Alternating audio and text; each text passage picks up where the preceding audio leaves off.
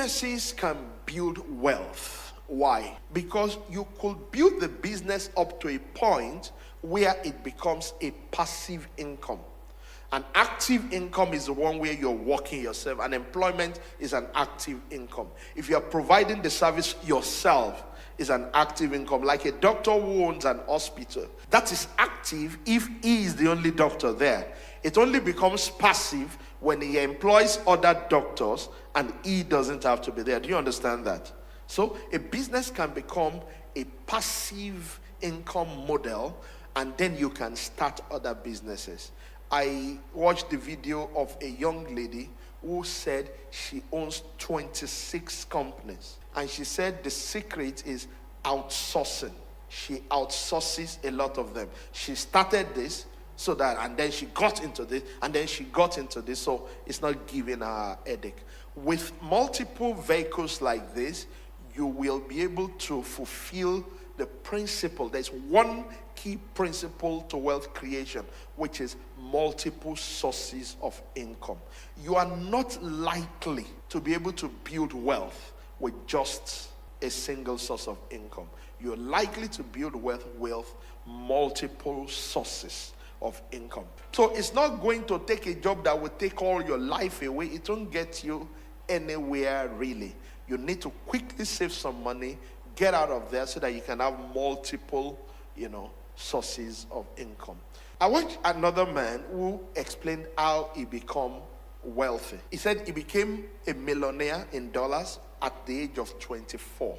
He said the first one, he began to save and save and save, denied himself of a lot of things because of a targeted saving. He said, and when he had gotten some money, and I think he got other money with it, it's in the US, not here. We don't have that environment. So some of the things some of them are able to do, we may find it a bit difficult in Nigeria. So he got some money, enough for what is called a down payment. When you want to buy a house, let's say in the US, and you have a good credit score, if you have an amount, they call it down payment. In some places, it could be 20% of the property you want to buy.